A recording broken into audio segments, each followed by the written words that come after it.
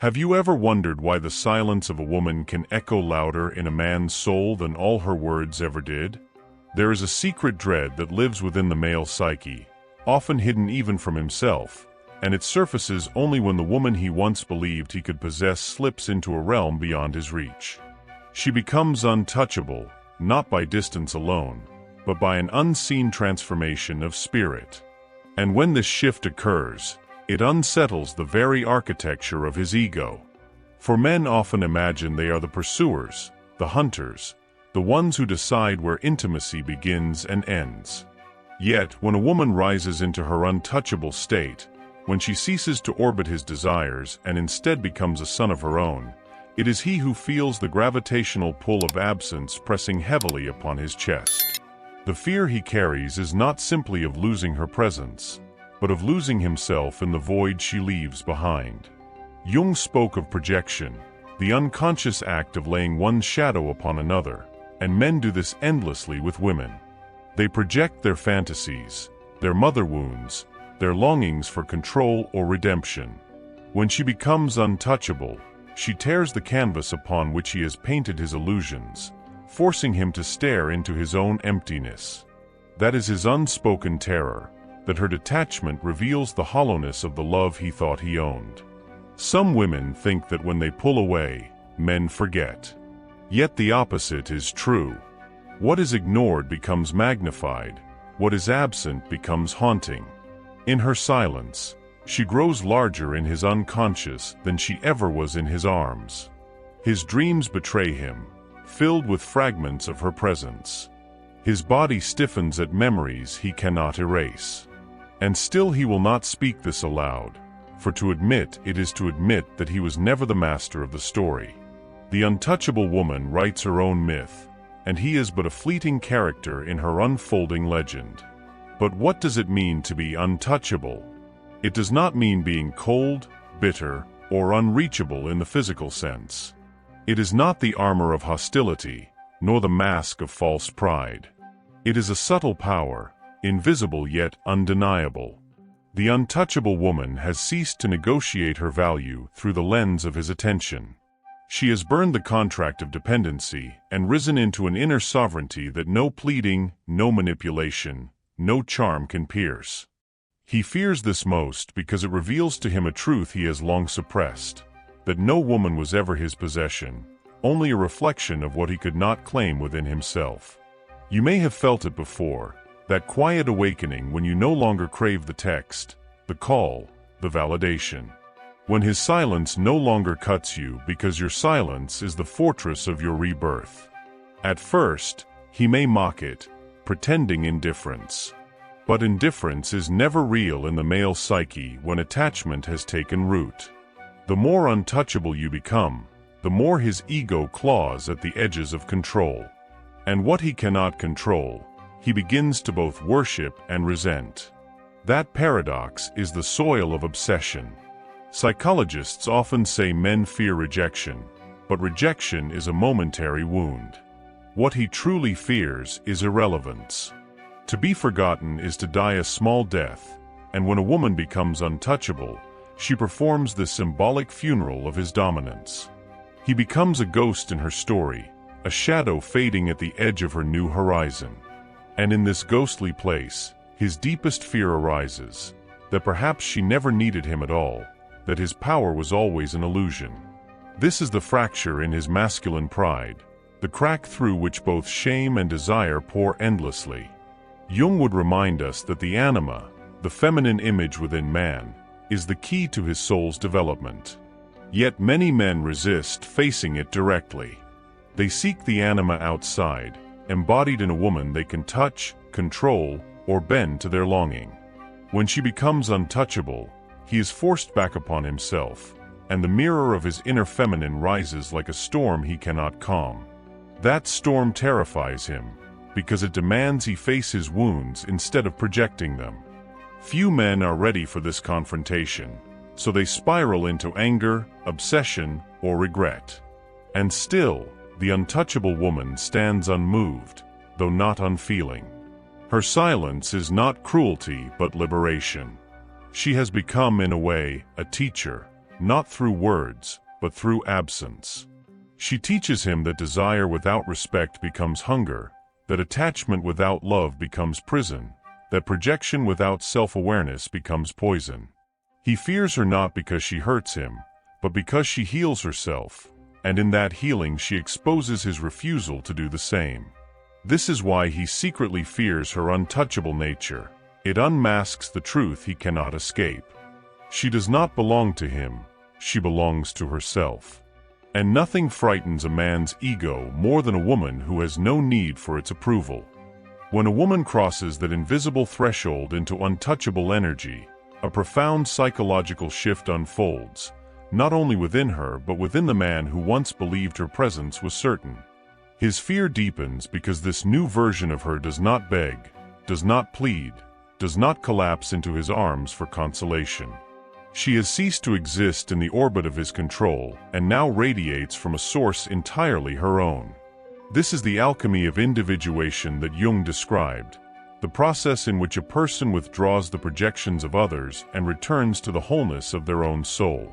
In this state, she embodies something both ancient and dangerous, the archetype of the sovereign feminine, untethered, autonomous, and radiant with a power that does not depend on external validation. Men sense this power instinctively, though most cannot name it.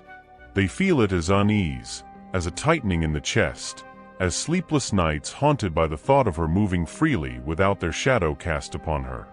His fear is the recognition that she has entered a realm of self-possession where his words, his charm, his promises have no entry. And what terrifies him most is the mirror this holds before him.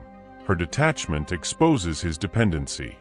She may have once been the one chasing, waiting, needing, but now the roles reverse. He becomes the seeker, and she becomes the void he cannot fill. Consider how often men equate love with possession. To hold her hand is to confirm she belongs to him. To hear her confessions is to secure his importance in her life. Yet when she grows untouchable, every symbol of possession slips away like sand through his fingers. He fears this loss not simply because of pride, but because it destabilizes his sense of self. Without her dependence, he is forced to question his own worth. And few men are ready to stand naked before such a question. The untouchable woman holds a paradoxical allure. The more she withdraws into herself, the more magnetic she becomes. Like a flame protected by glass, she burns visibly but cannot be touched. The man's instinct is to try harder, to break the glass, to reclaim what he feels slipping away. But this frantic grasping only proves the depth of his fear. For beneath all his effort lies the terror of invisibility. If she does not need him, then who is he in her eyes? And if her eyes no longer reflect his importance, then perhaps he is less significant than he dared to admit. Silence becomes her weapon, though she wields it not as an act of war, but as a declaration of selfhood. In silence, she no longer participates in his drama, no longer feeds the cycle of chase and retreat. This unnerves him because it denies him the stage upon which his ego thrives. Marcus Aurelius once wrote that true power is to be able to walk away from what does not serve the soul, and in this walking away, the untouchable woman reclaims her sovereignty. Her absence is not void but presence intensified, and the man in his secret fear knows this. You may notice how his demeanor changes when you embody this untouchable state. The confidence he once displayed trembles beneath subtle cracks. His laughter grows forced, his words more desperate, his attempts to provoke a reaction increasingly transparent. And yet the more he struggles, the calmer you remain. This calmness, this centered energy, is the essence of your untouchability. It is not born of arrogance, but of a deeper knowledge that your value was never his to define. Psychologically, he is drawn into shadow work he did not choose. Your detachment presses upon him like a silent therapist, forcing him to face the hidden wounds of abandonment, inadequacy, and unmet needs. He cannot admit this to you, perhaps not even to himself, but the fear is visceral. He fears not just the loss of your body, but the collapse of the fantasy he built around you. For in that fantasy, you are both the answer and the distraction from his inner void. Now, stripped of that illusion, he must confront the hollow places within his own soul. The untouchable woman becomes myth in his memory. Every detail of her lingers, sharper than before, her voice, her scent, the way her eyes once lingered with softness. These fragments become obsessions, symbols of what he cannot regain. And still, he cannot speak this truth. To confess that she has become untouchable is to confess that his power has failed, that the empire of control he built has crumbled into dust. And so he oscillates between anger and longing, between disdain and desire. He may try to belittle her to others, to reclaim a sense of superiority through words of dismissal. But deep inside, his heart knows what his mouth denies. She has crossed into a realm where he cannot follow unless he too transforms. That is what he fears most of all, not just her loss, but the demand for his own evolution. For only by facing his shadow, by dissolving his ego's illusions, could he ever meet her again on equal ground. And most men, clinging to comfort, are unwilling to walk through that fire. The untouchable woman carries within her a quiet majesty that men rarely understand until it is too late. She does not scream her value, she embodies it. Her presence is like a temple built of silence, and in that silence lies the greatest threat to the male ego, the realization that he cannot control what he does not own. His fear is not only that she has withdrawn, but that she has ascended into a form of independence that no argument, no plea, no seduction can penetrate. This is why she becomes unforgettable. Because in the economy of desire, scarcity rules, and nothing is more scarce to a man than the love he cannot command. Jung taught that the shadow always reveals itself in the face of rejection. When the woman becomes untouchable, the man's shadow rises in full force: jealousy, anger, obsession, shame. He may attempt to cloak these emotions under the disguise of indifference, yet the truth leaks out in restless gestures, in the sharpness of his words, in the way he stalks her presence even in absence. He fears not her cruelty, but her serenity. For serenity is a sign that she has detached not only from him but from the very chains of emotional bargaining he once relied upon to keep her near. Do you see the paradox? The more she refuses to play the game of control, the more the man feels trapped in it. He becomes restless, haunted by images of her freedom. He imagines her laughter echoing in places where he is not invited, her beauty radiating for eyes that are not his. This torment is not truly about her actions, but about his projections. He fears the possibility that she is whole without him, that her joy requires no witness, that her worth exists outside the stage of his validation. And this strikes at the very foundation of his masculine pride. Some men will lash out in an attempt to break this silence. They may accuse, manipulate, or attempt to stir guilt within her.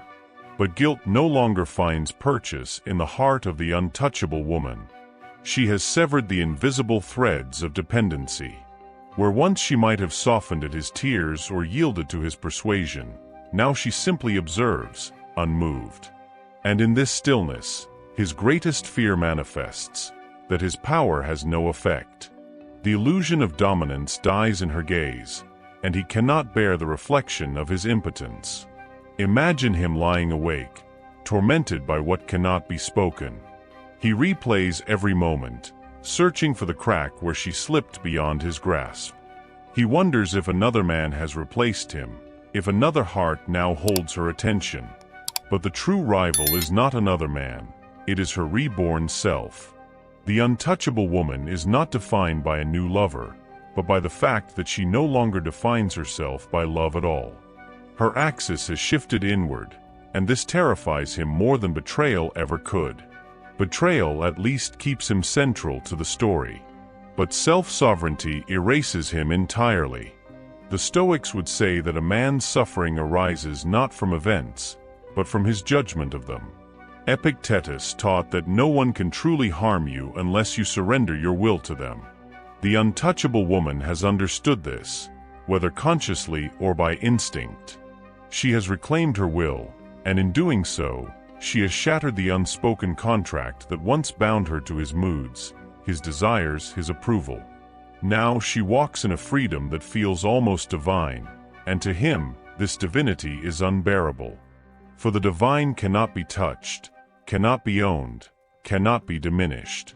You might think his fear is simply loss, but loss alone is survivable. What he dreads most is insignificance. To be forgotten, erased, rendered irrelevant, that is the death his ego cannot endure. And in her detachment, she places him face to face with this possibility. She shows him without words that life moves forward with or without his presence. This is the lesson men resist with all their strength, that a woman's heart is not a possession but a universe, and universes do not collapse for anyone. Yet notice the irony. The very thing he fears most, the untouchable nature of her freedom, is also what makes her most magnetic. He will circle her absence like a moth around flame, drawn and repelled all at once. He wants to break her untouchability, to reclaim the comfort of her need. But he also secretly reveres it, for it reveals a strength he cannot deny. In her independence, she awakens something ancient in him, the longing for a woman who is both mystery and mirror, who reflects back to him the parts of his soul he has yet to conquer. And so the untouchable woman becomes not only his fear, but his initiation. She forces him, whether he accepts it or not, to confront his own shadows, his dependency, his fragile pride. She does not do this to punish him. She does it by existing in her wholeness. Her power is effortless, and therein lies its danger. She reminds him that love without possession is possible, that intimacy without control is real, that attraction can exist without surrendering sovereignty. And while this truth liberates her, it terrifies him. The untouchable woman becomes a riddle in the male unconscious, a paradox that gnaws at his certainty. He cannot solve her, and in his failure to solve, he is forced to confront the truth that she exists beyond him. For men raised to believe that women are puzzles meant to be unlocked, this realization is catastrophic. The untouchable woman refuses the archetype of dependency, stepping instead into the archetype of the sovereign queen. She is not hard to reach because she hides. She is hard to reach because she no longer waits. And that distinction is everything. Jung observed that the anima, the inner feminine within man, carries both light and darkness. When a woman becomes untouchable, she awakens this anima in him, but not as a gentle muse. She emerges as the dark feminine, the force that refuses to soothe his wounds or comfort his ego. Instead, she exposes the emptiness he carries, the void he has avoided by clinging to her presence. He fears her because she is no longer medicine for his pain. She has become mirror. And mirrors do not heal, they reveal. This revelation corrodes his illusions. For he once believed he was the source of her joy, the axis of her affection. But as she turns inward, glowing in her independence, he realizes he was never the source, only the beneficiary. And in this realization, shame arises. Shame that he mistook possession for love, control for intimacy, projection for connection. His fear grows not from her detachment alone, but from what her detachment teaches him about himself. You may recognize this pattern in the way men return when you least expect it. Not because they love more deeply, but because they cannot endure the silence of irrelevance. They sense your untouchable energy and are drawn back like exiles longing for a homeland. Yet they do not return for you, they return for themselves.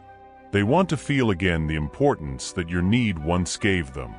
And when they find that need is gone, that your eyes no longer plead, their fear deepens into something darker, despair. This despair often cloaks itself as anger. He may accuse you of arrogance, of cruelty, of being cold. But beneath these accusations lies the truth. What angers him is not your cruelty, but your clarity. You see him clearly now, stripped of illusion, and he cannot control that vision. Jung called this confrontation with truth the encounter with the shadow. The shadow does not negotiate, it does not flatter, it exposes.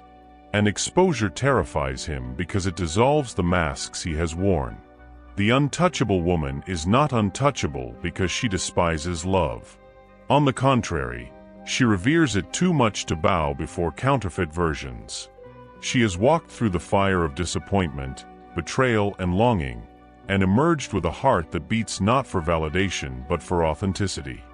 Her untouchability is the natural result of shadow work, of integrating her wounds instead of projecting them. This integration gives her a presence that men find both irresistible and unbearable. Irresistible because it radiates rare power, unbearable because it denies their usual methods of control. Marcus Aurelius wrote that the soul becomes dyed with the color of its thoughts. The untouchable woman has chosen colors that no longer fade under his neglect. She has dyed herself with self-worth, with dignity, with the deep hues of sovereignty.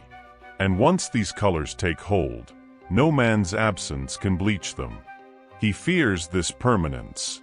For while his emotions rise and fall with circumstance, her essence has stabilized into something unshakable. Imagine the weight of this on him. He stands before her, remembering the days when she bent toward him like a flower to the sun. Now she stands as the sun itself, radiant, untamed, giving light without asking permission. He reaches, but there is no bending back. He whispers, but she no longer shapes herself around his voice. This is the moment of dread in the male heart, when he realizes the garden he thought he owned has bloomed without his hand. Some men, faced with this, will collapse. They will retreat into bitterness, weaving stories of betrayal to shield themselves from the sting of truth. Others will circle endlessly, unable to let go, orbiting her untouchability as though proximity alone could restore what is lost. But the rare few, the ones willing to confront their shadow, may awaken. For in her untouchability lies an invitation. She challenges him to find within himself what he sought to steal from her: self-worth, wholeness, and inner sovereignty. But that path is narrow, and most will not walk it. And so she remains untouchable, not because she wishes to punish, but because she has chosen evolution. Her silence, her detachment, her sovereignty, they are not walls but wings. And wings cannot be chained without breaking their very essence. This is the ultimate fear of the man, that the woman he once held will fly without him, and in her flight, reveal that he was never the sky but only the ground she chose to leave. There comes a moment when the untouchable woman ceases to be a person in his memory and becomes an archetype in his psyche. She transforms into a myth that stalks his unconscious, reminding him of what he lost not through accident, but through his own inability to honor her worth. This myth haunts him because it is larger than her physical presence. It carries the weight of every regret, every unspoken word, every time he failed to see her clearly. And now, in her absence, she becomes sharper, more radiant, almost painfully vivid. What was once ordinary now appears extraordinary, for the human mind always magnifies what it can no longer touch. His secret fear is not only that she has become untouchable, but that she will remain so forever. He fears permanence. He fears the possibility that no gesture, no apology, no desperate reach will ever return her to the place she once occupied. This permanence terrifies him because it forces him to realize that time does not bend to his will. She has evolved beyond him, and time conspires with her, carrying her forward while he remains shackled to a memory. Jung wrote of the anima as both muse and tormentor, the guiding feminine presence within the male unconscious. When a woman becomes untouchable, she embodies this anima in its most haunting form. She is muse because she inspires longing beyond measure, tormentor because she reveals the fractures in his soul. He may try to numb himself with distraction, drowning in work, in fleeting conquests, in noise. But in the quiet moments when his defenses lower, her image returns, not as she was, but as she is now, sovereign, distant, free. This vision unsettles him because it is not an invitation. It is a mirror of his incompleteness. You, as the untouchable woman, may notice how men attempt to re-enter your life not with love, but with a hunger to reclaim relevance. They test your boundaries, they throw crumbs of affection, they attempt to awaken the dependency that once tethered you. But you no longer feed on crumbs. You have tasted the full meal of self-worth, and nothing less satisfies you. This refusal unnerves them, because men are accustomed to power returning once it is summoned. Yet you do not return, and in that refusal, you fracture the foundation of their belief in control. His fear grows into obsession because the human ego despises what it cannot conquer. He tells himself stories to cope, that she is heartless, that she is selfish, that she will one day regret her distance. These stories serve as shields against the deeper truth, that he is the one who regrets, that he is the one who suffers, that she has risen into a life beyond his reach. The untouchable woman does not carry his shadow anymore. She has handed it back to him, and now he must wrestle with it alone. The Stoics would remind us that control over others is an illusion, that the only true dominion is over one's own mind. Marcus Aurelius wrote that external things are not in our power, only our responses to them are. The untouchable woman embodies this wisdom instinctively. She no longer seeks to control his actions, his love, his approval. She governs only herself, and in this governance she becomes radiant with strength. Men fear this kind of strength because it cannot be seduced by flattery or bound by guilt. It stands firm, like a mountain before a storm. Imagine him returning after years, still believing some ember of dependence remains. He expects to find you waiting, but instead he finds a woman who has rebuilt her world without his name etched upon its walls. This is his greatest fear realized, not that you are gone, but that you are thriving. For thriving without him proves what he secretly always knew, that you never truly needed him, that your power was only ever borrowed by him, never owned. This revelation burns him, because it shows that what he thought was control was nothing more than participation in a chapter of your story. And that chapter has closed. In truth, the untouchable woman is not cruel, though he may paint her as such. Her detachment is not vengeance, but liberation. She has transcended the old game of approval and rejection, stepping into a realm where her worth flows from within. This self-sourced energy is what men secretly crave yet fear, a woman who embodies wholeness. Because wholeness exposes incompleteness, and incompleteness demands growth. Growth requires death, the death of illusions, of ego, of false power. Few men willingly embrace such deaths. Thus, he fears her because she is both mirror and mountain. Mirror, because she reflects his shadows back at him. Mountain, because she stands immovable, a presence he cannot bend. And in this fear lies an unspoken truth. The untouchable woman is not only his dread, but his initiation. She is the threshold he must cross if he ever wishes to transcend the smallness of ego into the vastness of authentic love. Whether he crosses or retreats is his choice, but she will not descend to pull him through. A man can forget 1,000 faces, but he will never forget the woman who touched his shadow. She is not remembered for her beauty alone, nor for the sweetness of her words, but for the way she mirrored his unspoken fears, his hidden desires, and the fragments of himself he could not bear to face. In Jung's language, she became both anima and shadow, the secret companion of his unconscious. And it is here, in this twilight between longing and fear, that her true power lives. When she goes silent, it is not absence, but a presence so loud it fills every corner of his mind. When she walks away, it is not rejection, but an initiation, a cruel but sacred demand that he finally confront the truth about himself. She does not punish, she reveals. She does not wound, she awakens. And what he calls obsession is, in truth, his soul begging for integration. The woman he cannot forget is not just a lover, but a mirror of destiny. She is both wound and remedy, temptation and liberation, curse and blessing. And for the rest of his life, she will live in him like a whisper, a mystery he will never solve, but always seek. Carl Jung once said that we do not become enlightened by imagining figures of light, but by making the darkness conscious. Perhaps that is why certain women cannot be erased. They are the darkness he must confront, the fire he must endure, and the eternal feminine that both destroys his illusions and saves his soul. In the end, it was never just about her. It was about what she awakened in him. That is why some women are unforgettable. Not because they belonged to him, but because they revealed the part of him that was still waiting to belong to himself.